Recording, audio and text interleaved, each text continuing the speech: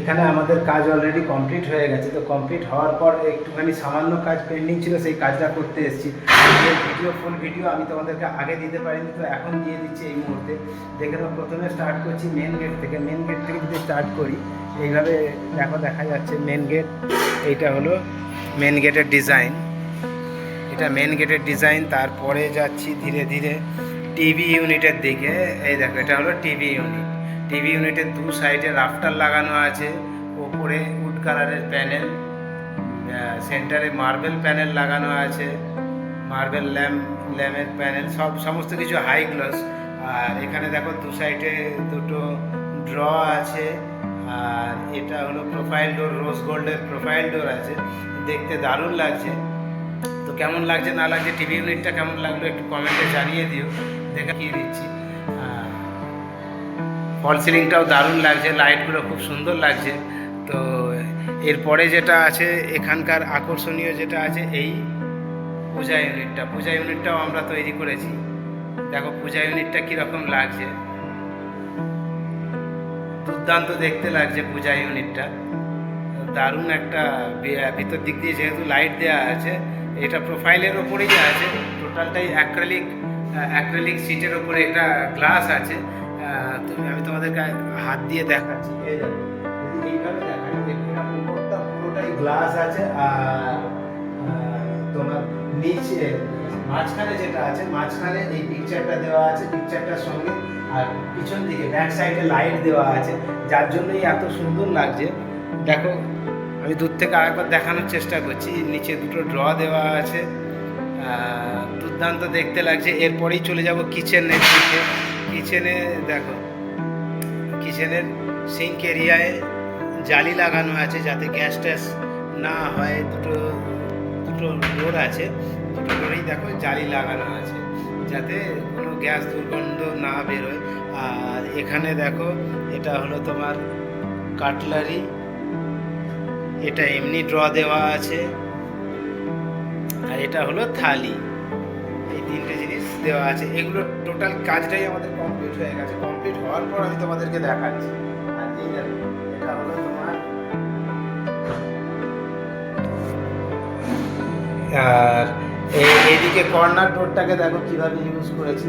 Corner ডোর, এখানে gas থাকবে না, গ্যাস থাকবে বাইরে। কর্নার ডোরটাকে দেখো সেলফ দেওয়া আছে এখানে। কর্নার ডোরে সেলফ দেওয়া আছে। এই দরজা, এই পাল্লাগুলো কর্নারে, যেহেতু কর্নারে থাকে, একটা দরজা খোলার পর, একটা পাল্লা খোলার পর দ্বিতীয় পাল্লা খুলতে হয়, দুটো পাল্লা একসঙ্গে খোলা সম্ভব নয়। আর কিচেন সাইড এরিয়াতেও তিনখানা দেওয়া আছে পাল্লা। আর এই দেখো, ভিতরে মার্বেল লাগানো ছিল অলরেডি, আমাদের কাজ করতে অসুবিধে হয়েছে এই মার্বেল লাগানোর জন্য। মার্বেল লাগানো ছিল যেহেতু, এখানে কাজ করতে খুবই অসুবিধে হয়েছে। ফ্রেম বানানোর পর সেগুলো ফিটিং করা, খুব সমস্যার মধ্যে দিয়ে কাজ করতে হয়েছে। আর দেখো ছোট্ট কিচেন, একদম স্মল কিচেন, কিন্তু দুর্দান্তভাবে সাজানো আছে, দারুণ লাগছে দেখতে। দেখো প্রোফাইল ডোর, ব্ল্যাক প্রোফাইল ডোর। আর এখানেও কিন্তু মার্বেল আছে, সেই মার্বেলের মধ্যে দিয়ে আমাদের কাজ করতে হয়েছে। এই মার্বেলটাকে ঢাকার জন্য সেলফ কীভাবে লাগিয়েছি দেখো। সেলফ নর্মালি যেটা লাগানো সম্ভব নয়, এখানে একটা বক্স টাইপ করে, কারণ সেলফ লাগানোর মতো স্পেস নেই, জায়গা নেই। তো সেই হিসাবে এইটা যেটা আছে সম্পূর্ণ, এই দেখো এইটা যেটা আছে, এটা আমরা এল টাইপ বক্স করে ওখানে ফিটিং করে দিয়েছি, কারণ নিচে থেকে সাপোর্ট নেওয়া সম্ভব হচ্ছিল না। আর এই দেখো, এইদিকে চিমনি আছে, আর দুদিকে দুটো প্রোফাইল ডোর আছে, এখানে দুটো আপলিফটিং আছে। এটা তোমার অ্যাকোয়াগার্ডের জন্য একটা ডোর বানানো আছে। চিমনি দেখাই যাচ্ছে, চিমনিরও কভার করা আছে, চিমনির কভারটাও হাইড্রোলিক লাগানো আছে। দেখো আমি তোমাদেরকে দেখিয়ে দিলাম ওপেন করে। এই দেখো হাইড্রোলিক প্রোফাইল ডোর। আর উপরে লফটে দেখে নাও, লফটেও বড় বড় পাল্লা করা আছে। ছোট্ট, একদম ছোট, মানে কি বলবো, তোমার 6x7 হলে বা 6x6 হলে রুম যেরকম হয়, সেই রকম ধরনের ছোট কিচেনটা। তো দারুণ লাগছে দেখতে। এই ছোট জায়গার মধ্যেও সুন্দরভাবে গুছিয়ে করলে কিন্তু দারুণ হয়। তোমরাও এইভাবে করতে পারো, বানাতে পারো, কোনো অসুবিধে নেই।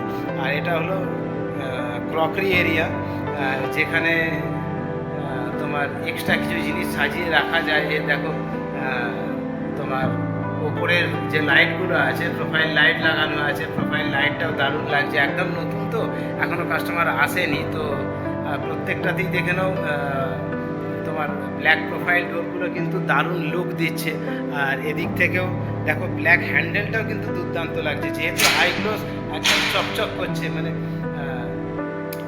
প্রকৃতি। এখানেও দেখো একটা প্রোফাইল ডোর দেওয়া আছে, দুটো সেলফ দেওয়া আছে, এইগুলো ইউজের জন্য, জিনিসপত্র রাখার জন্য খুব সুন্দর হয় এগুলো।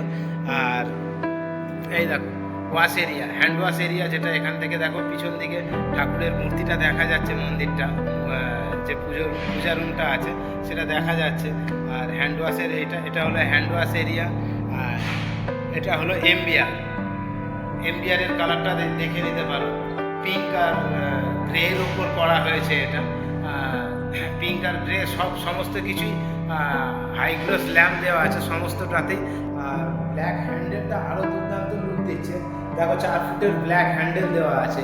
আর লফটের ক্ষেত্রে কিন্তু নবস লাগানো আছে ব্ল্যাক নবসটাও দারুণ লাগছে, দুর্দান্ত লাগছে। আর এইদিকে একটা ড্রেসিং দেওয়া আছে, ড্রেসিংটা আমি তোমাদেরকে ওপেন করিয়ে দেখিয়ে দিচ্ছি। নিচে দুটো ড্র দেওয়া আছে, এইভাবেই বানানো হয়েছে। তোমরাও চাইলে এইভাবে বানাতে পারো নিজেদের জায়গা সাশ্রয়ের জন্য। খরচা কিন্তু এগুলোর ক্ষেত্রে অনেকটা বেশি পড়ে। দেখো নিচে চুড়ি রাখার জন্য জায়গা বানানো আছে, লেডিসদের যে চুড়ি হয় সেইগুলো রাখার যে ব্যবস্থা করা আছে।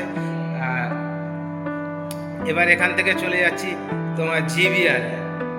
এটা ছোট্ট একটা 3 BHK ফ্ল্যাট।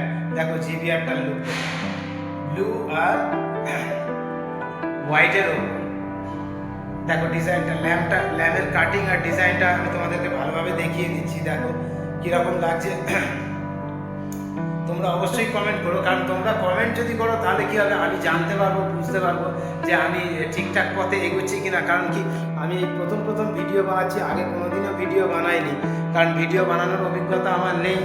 কীরকম হয় না হয়, কি বলতে হয় না বলতে হয়, আমি কিছুই জানি না। তো সেই হিসাবে তোমরা কমেন্টে অবশ্যই জানিও। কমেন্ট করলে কী হয়, বড় ক্রিয়েটারদের তুমি যদি কমেন্ট করো, বড় যারা ক্রিয়েটার আছে তাদেরকে কমেন্ট করলে তারা কিন্তু কোনো রিপ্লাই দেবে না। কারণ কি, তাদের কাছে সারাদিন লাখ হাজার কমেন্ট আসছে, তারা কেউ হয়তো দেবে না। তো এই মুহূর্তে চলে এসেছি জিবিআর। এই দেখো জিবিআরের কালার কম্বিনেশনটা দেখো, না সরি, এটা জিবিআর না, সিবিআরের কালার কম্বিনেশনটা দেখো, পিঙ্ক আর ইয়েলোর মধ্যে করা হয়েছে। এখানেও কিন্তু সেই 4 ফুটের হ্যান্ডেল ব্যবহার করা হয়েছে। এটাও কিন্তু একদম ছোট্ট জায়গার ওপর, মানে সব থেকে মিনিমাম যে জায়গাটা হয় সেই মিনিমাম জায়গার ওপরেই করা হয়েছে। মিনিমাম জায়গা দেখো, আমি তোমাদেরকে ডোর ওপেন করে দেখিয়ে দিচ্ছি। এই দেখো, এই সেটগুলো অলরেডি বানানোই ছিল, এক্সট্রা ভাবে বানানো হয়নি। এটাকে বলে তোমার ফ্রেমিং পাল্লা। এটা ফ্রেম বানিয়ে আর পাল্লা বানিয়েছি। বক্স বানালে খরচাটা বেশি করে। ফ্রেমিং পাল্লার ক্ষেত্রে হায়দ্রাবাদের রেট যেটা আছে 900 টাকার মতো, square foot, per square foot 900 টাকার মতো।